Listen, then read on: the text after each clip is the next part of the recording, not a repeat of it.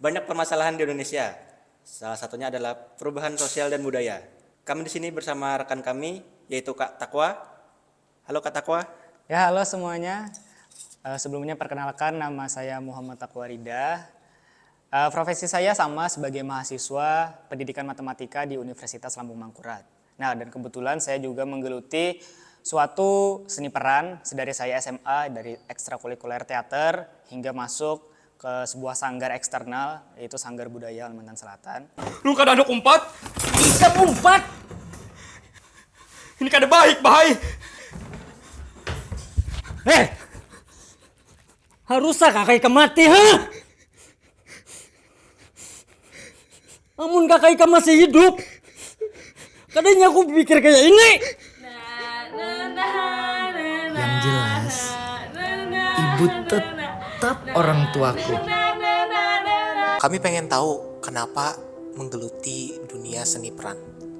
Di seni peran itu banyak belajar banyak hal. Contoh, perihal 3 unsur utama dari seni peran, yaitu tubuh, suara atau vokal, dan emosi. 3 unsur ini ketika dipadu-padankan menjadi satu, kita dapat mengenali diri kita sendiri. Selain mengenali diri kita juga dapat untuk mengenali diri orang lain. Menurut Kak Takwa nih, kenapa di generasi sekarang ini, generasi muda itu kurang minat dalam seni peran? Karena fakta di lapangannya, keadaan modernisasi ini cukup menggerus sebuah perjalanan perubahan sosial yang ada di masyarakat. Salah satunya bagaimana pola pikir tersebut berubah, bagaimana norma-norma mulai tergerus, nilai-nilai mulai tergantikan dengan digitalisasi dan lain sebagainya. Inilah pentingnya identitas seni yang ada di ruang lingkup daerah. Menurut Kak Takwa, bagaimana Kak Takwa melihat dampak teknologi terhadap dunia seni peran sekarang? Dampak teknologi terhadap dunia seni peran ada positif, ada negatifnya. Perihal positifnya, keefektivitasan dan keefisienan waktu untuk menyebarluaskan sebuah seni, sebuah karya seni menjadi lebih mudah. Contoh menggunakan media sosial untuk disalurkan melalui YouTube, Instagram, dan lain sebagainya. Dengan adanya teknologi, ada juga perihal negatifnya. Contoh negatifnya yaitu konten-konten karya seni mulai tergantikan dengan konten-konten lain yang lebih berminat atau lebih diminati oleh anak-anak. Sudah banyaknya game-game. Itu menjadi salah satu faktor mengapa sebuah kesenian sedikit tergerus. Yang dulunya orang-orang misalnya kalau kita bakawanan bari lagi kekanakan bakalayangan atau apa segala macam itu. Justru ada yang namanya alat musik. Dulu orang-orang mungkin kalau ada acara, ada karasminan, main alat musik panting, main alat musik gamelan dan lain sebagainya itu. Nah, mengundang mamanda, bikin baturai pantun seperti itu. Kenapa sikap anak-anak sekarang mulai cenderung berubah? Misal sedikit-sedikit mulai kelihatan apa tuh kata-kata tantrum kah gitu nah. Tantrum nih apa segala macam itu nah.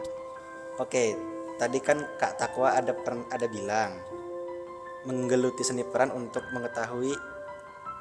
mengenal lebih dalam diri sendiri.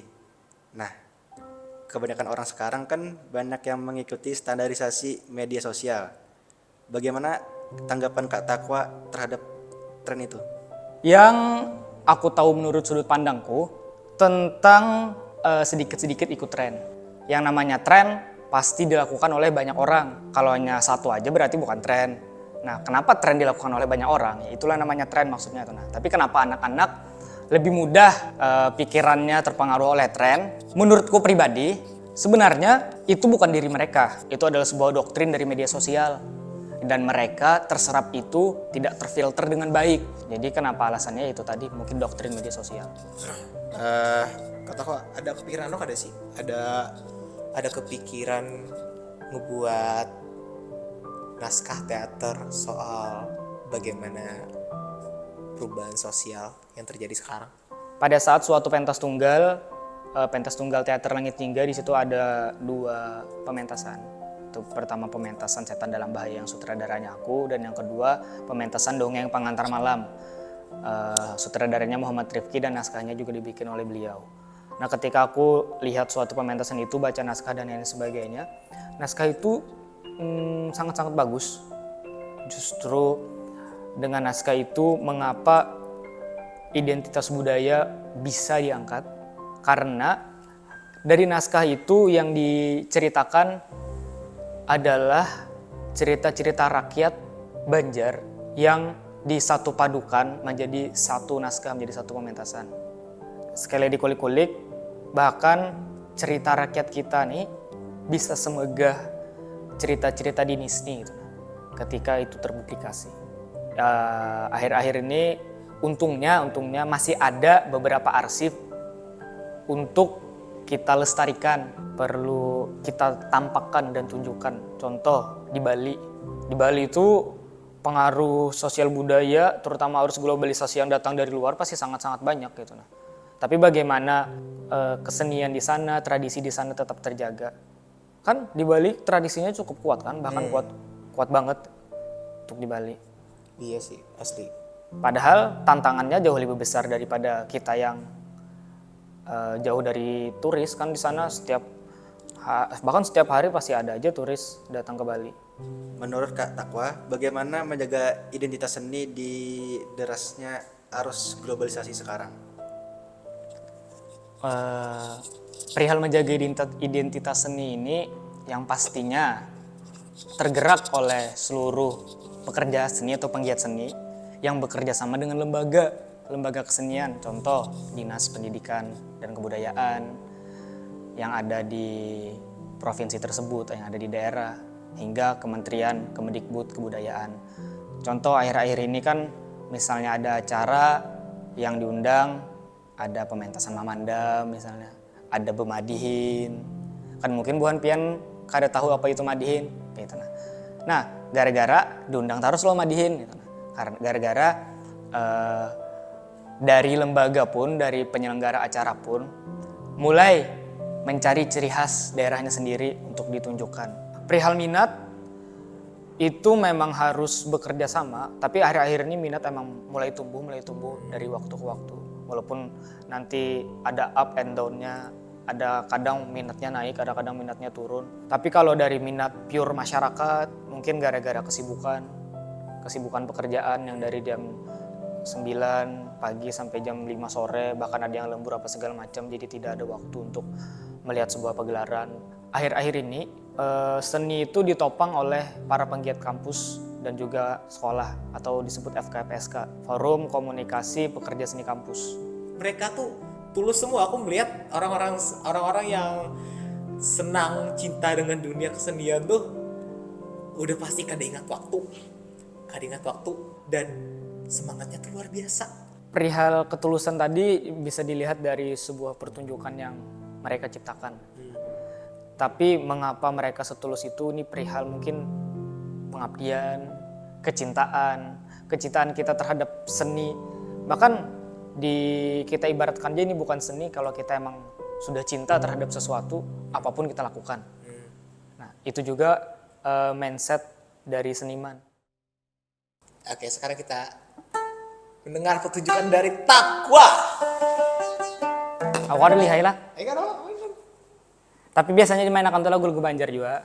Kayaknya Bon Pian sudah pasti tahu, kayak misalnya lagu Paris Barantai atau Baris Kuning. Baris kuning deh, baris kuning. Aku suka baris kuning.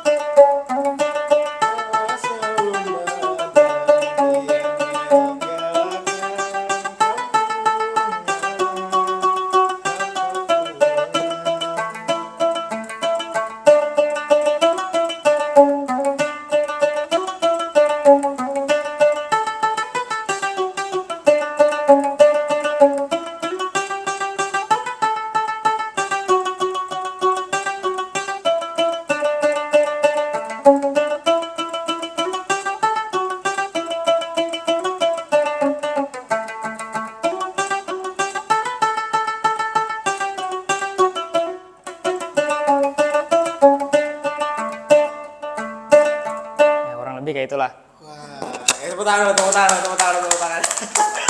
Kalau musiknya bukan musik musik tradisional juga? Sebenarnya bisa, cuman aku belum lihat ada satu musik yang Ada bisa. apa tuh? Lagu Sound the Ship. Lagu Sound the Ship. Oke, gasan menutup lagu Sound the Ship.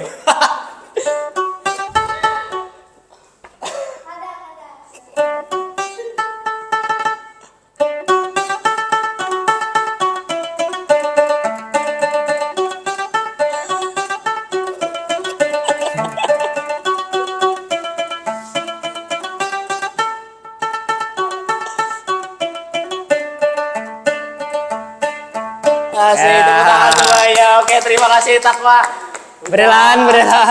Mau Kalanya membagi